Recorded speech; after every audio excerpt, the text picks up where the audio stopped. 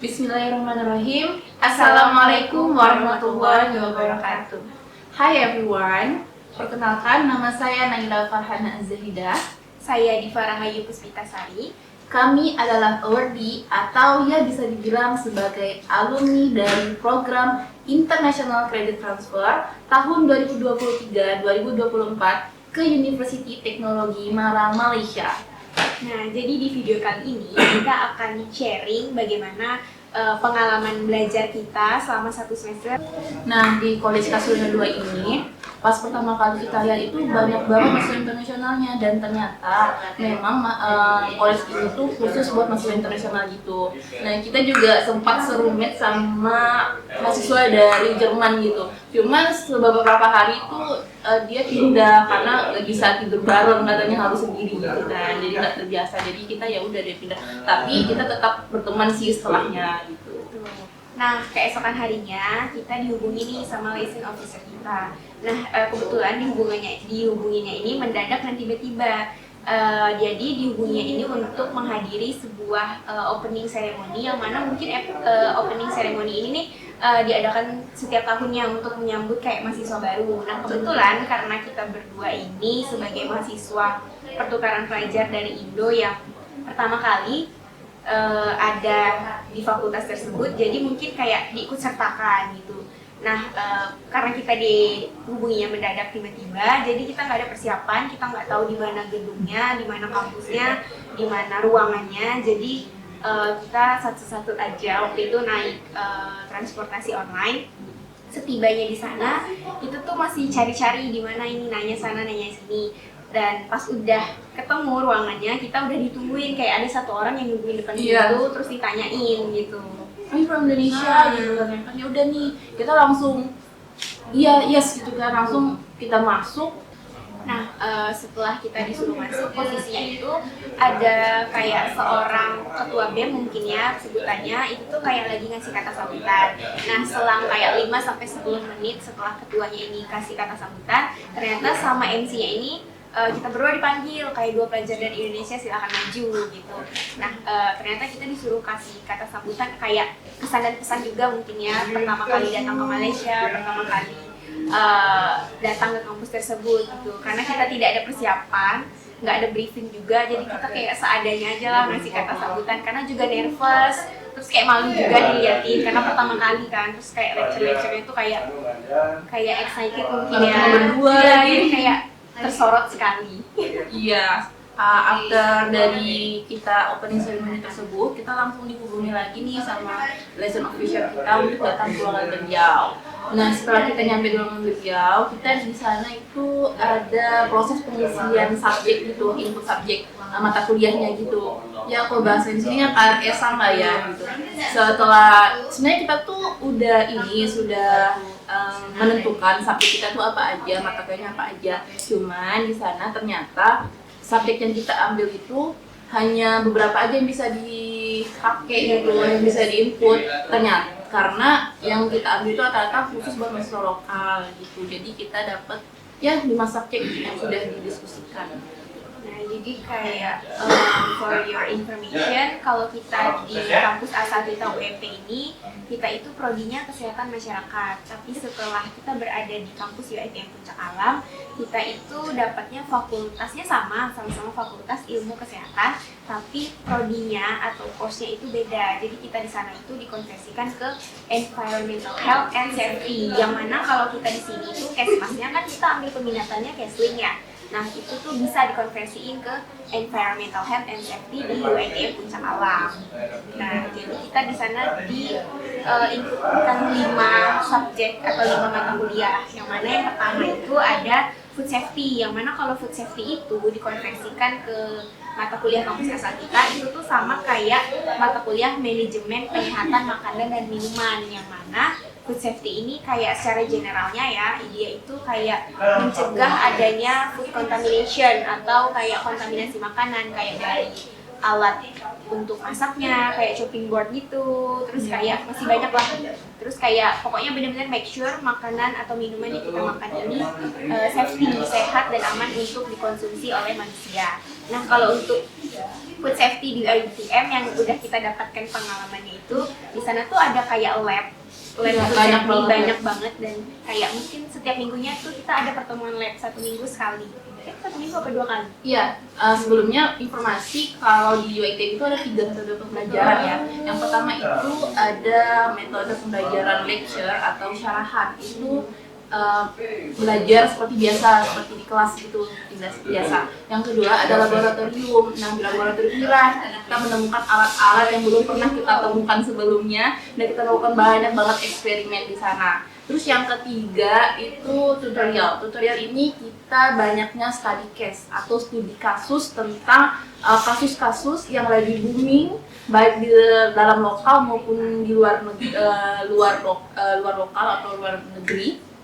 Itu yang berkaitan dengan mata kuliah tersebut gitu. Nah, jadi food safety itu ya seperti kita bilang tadi kan banyak labnya. Terus kita waktu itu ada kayak kegiatan kita pergi ke abator, ya kita pergi ke abator. Jadi dia tuh kayak tempat penyembelihan hewan, dan hewan yang disembelih itu banyak sapi, kambing, bahkan pernah ada kuda apa unta.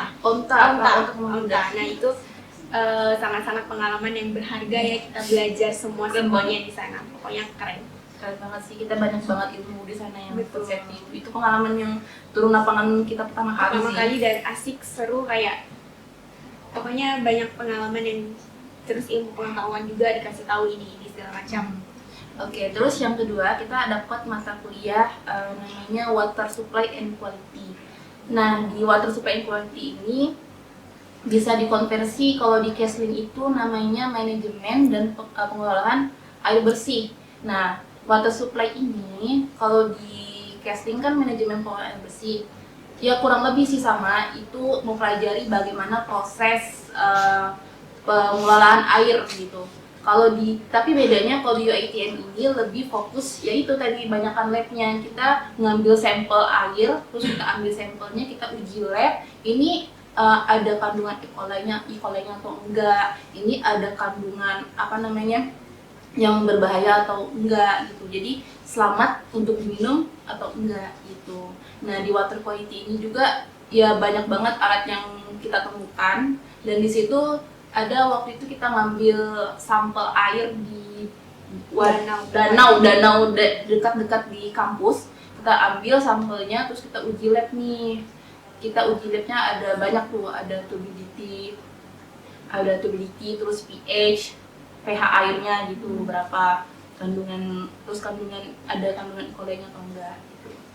Nah, terus mata kuliah yang ketiga ini ada epidemiologi and disease control, yang mana kalau sama dia ini, kalau epi itu general ya, umum. Jadi kalau di sini tuh juga sama, ada epidemiologi juga.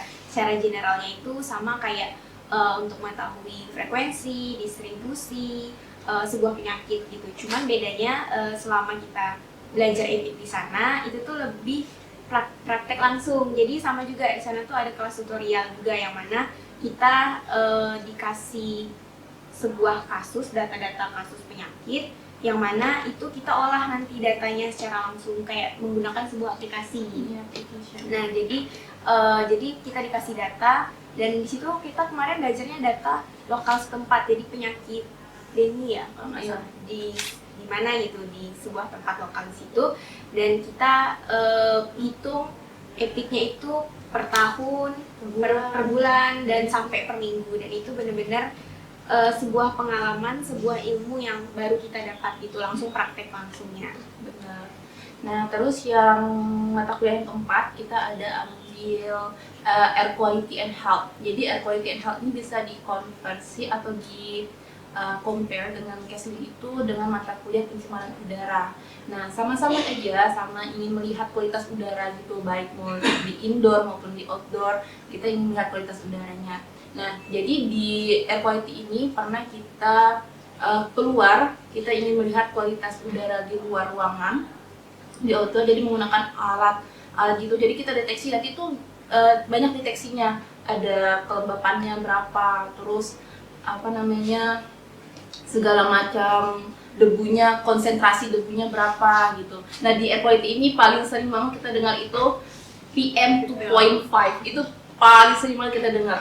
PM 2.5. Jadi itu kayak particulate matter, jadi yang ingin mengukur konsentrasi kualitas udaranya itu baik apa enggak gitu, baik untuk kesehatan atau tidak gitu.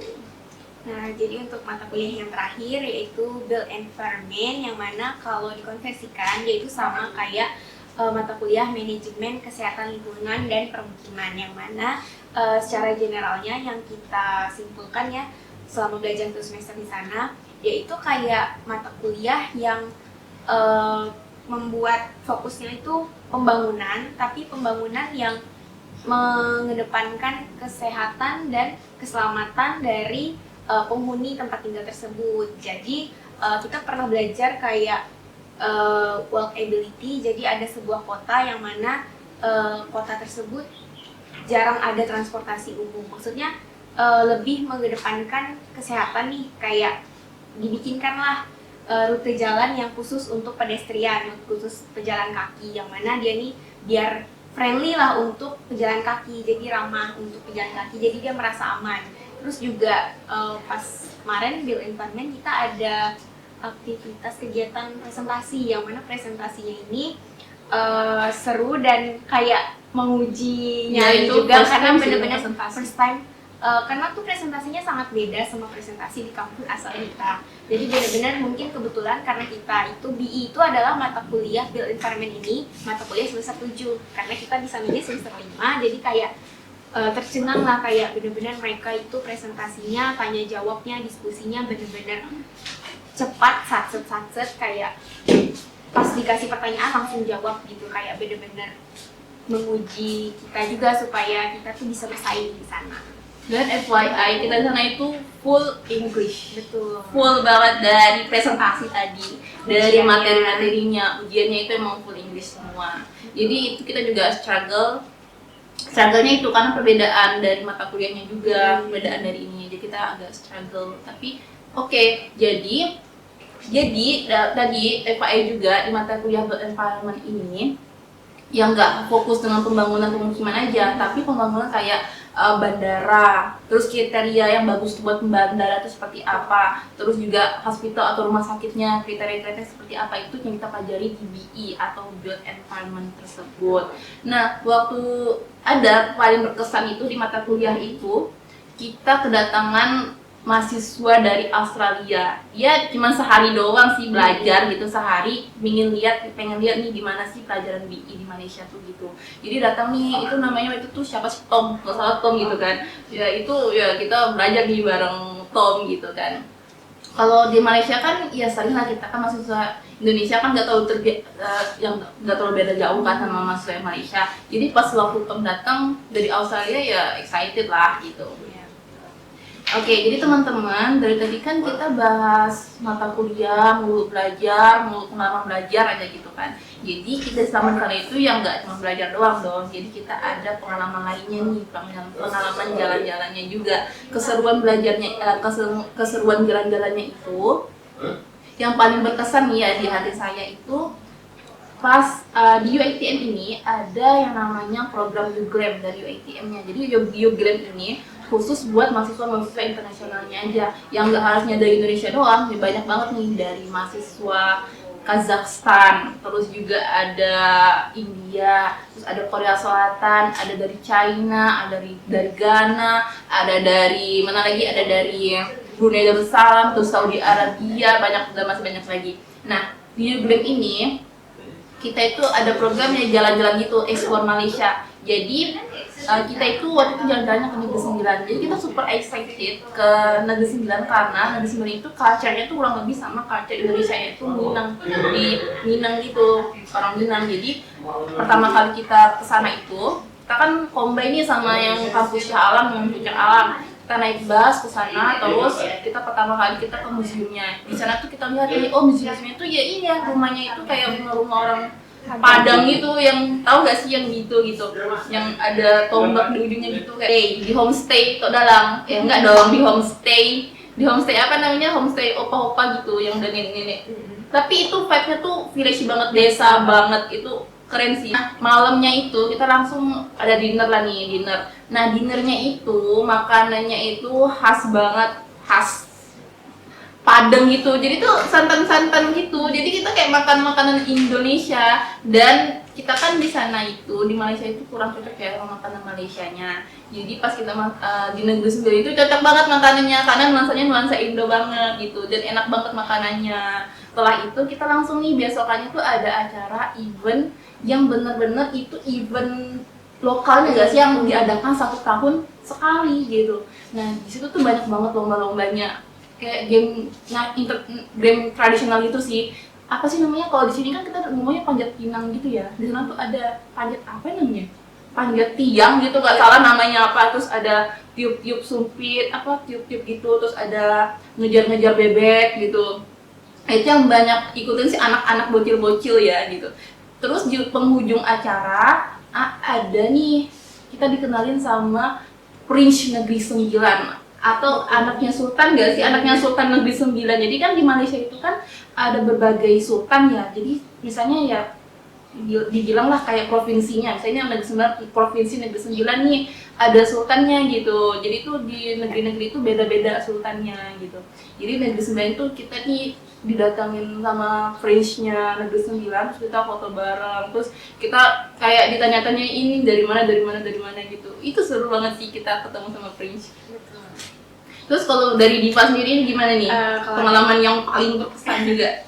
Iya, kalau aku sama kayak dia tuh UBLEM juga dari UiTM, cuman beda programnya, beda acara, beda event. Jadi kalau aku tuh event farewell party, yang mana ini nih kayak udah akhirnya, akhir semester. Jadi kayak farewell party ini kita daftar, kebetulan karena kita ini kan anak UiTM Puncak Alam, yang mana ada 2 sesi dan kita diwajibin untuk ikut kedua sesi ini, sesi pagi sama sesi malam. Nah, kalau untuk sesi pagi ini kayak sesi serah terima sertifikat, yang mana sertifikat ini isinya adalah sertifikat yang menyatakan bahwa kita telah selesai menyelesaikan program pertukaran pelajar kita di sana selama 1 semester. Kayak ya udahlah, itu sesi pertama, sesi paginya. Dilanjut lagi sesi malam. Nah, sesi malam ini yang seru, yang banyak sekali acaranya, kayak ada yang ngedance, ada yang nari tradisional, terus juga ada yang nyanyinya tuh suaranya bagus banget. Bagus kayak dari Eva itu dari Indonesia atau yang nyanyi perwakilan dari Indonesia sama Brunei, cowok cewek. Pokoknya itu seru banget, kita nyanyi bersama, terus juga ada yang pemotongan kue juga, karena kan itu farewell party perpisahan. Terus kayak udah kita nyanyi, kita menari bersama sampai malam ya. Menari. Oke, next kita juga sering banget nih ke Kuala Lumpur karena dari Puncak Alam ke KL itu kan nggak terlalu jauh ya, apalagi kita naik MRT gitu kan, naik MRT jadi cepet banget nih. Jadi sering kayak ya adalah sebulan sekali atau 2 minggu sekali kita ke Kuala Lumpur. Dan waktu pertama kali kita ke Kuala Lumpur kan kita tiba di sana itu setelah sebulan di Puncak Alam, itu kita sebulan di Puncak Alam kita nggak pernah nih ke Kuala Lumpur. Nah, selanjutnya event yang kita tunggu-tunggu yang sudah kita planningkan itu di bulan Desember adalah mengikuti acara tahun baru. Jadi karena first time juga kita tahun baru jauh dari orang tua, terus ya kayak kenanya langsung tahun baru di luar negeri gitu. Jadi benar-benar kita nge-planningin sebuah rencana gitu. Jadi sebenarnya event yang kita tunggu-tunggu adalah tahun baruan, karena memang dari Desember, bahkan bukan dari Desember lagi, kita udah merencanakan kayak planning lah gitu. Jadi actually planning kita tuh banyak banget.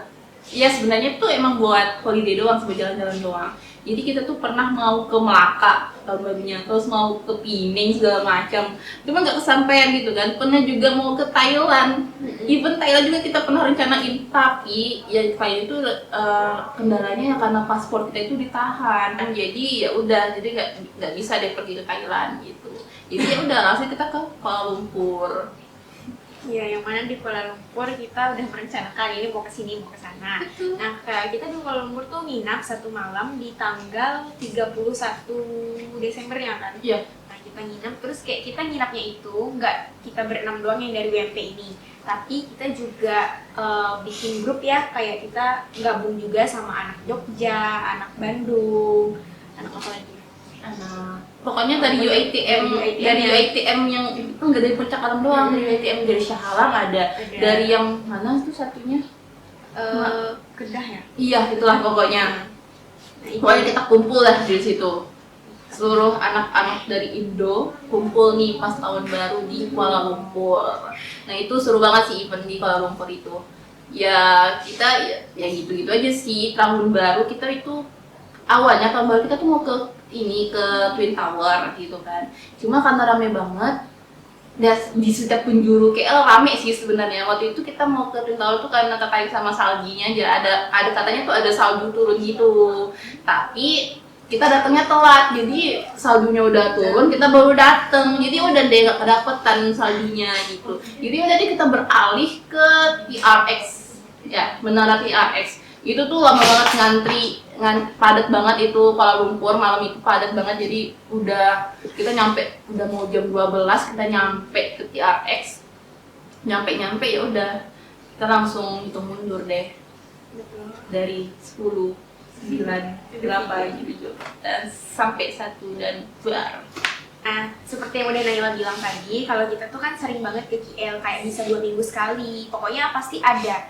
Dan first time yang kita ke KL itu kan sama si Remegan.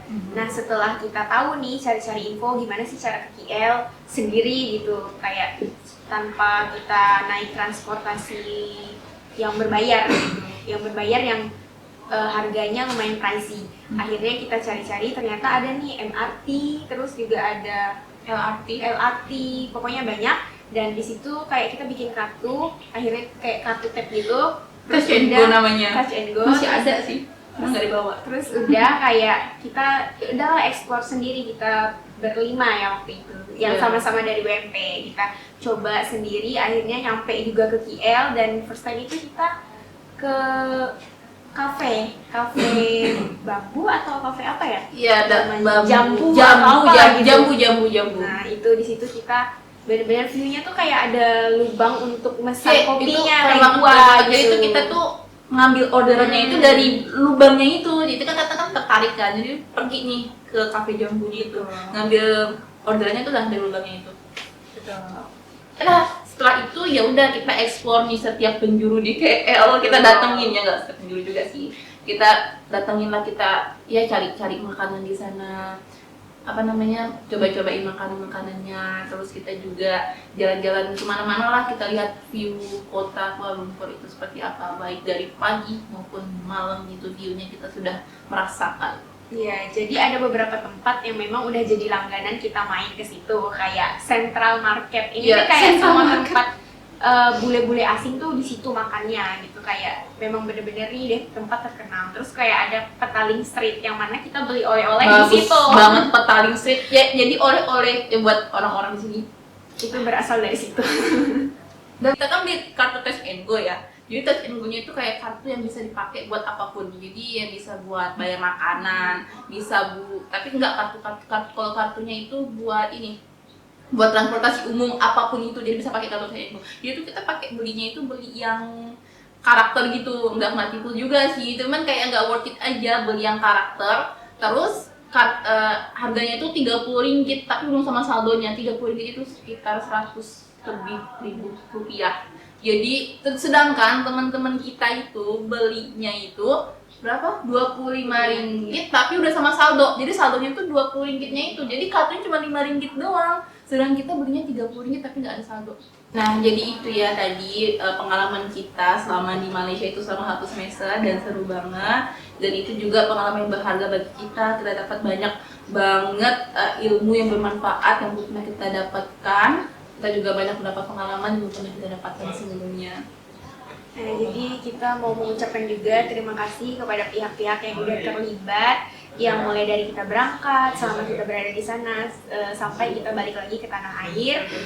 Terima kasih kepada KUI karena telah membantu pemberkasan dan segala macam. Terus juga Fakultas Ilmu Kesehatan Universitas Muhammadiyah Pontianak yang telah mau kita curhatin, kita minta saran, minta ini dan itu. Pokoknya terima kasih banyak sehingga kita difasilitasi lah, sehingga kita bisa dapat pengetahuan yang baru, wawasan baru, terus kayak pengalaman yang kita ceritakan tadi yang bener-bener kalau nggak ikut ini kita nggak akan dapat mungkin. Betul.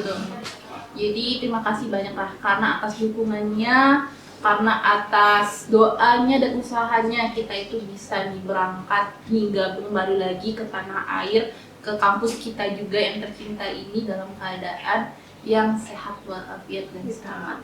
Jadi itu aja pengalaman yang dapat kita sharing sama teman-teman semuanya. Semoga dapat bermanfaat dan menjadi motivasi bagi teman-teman semuanya.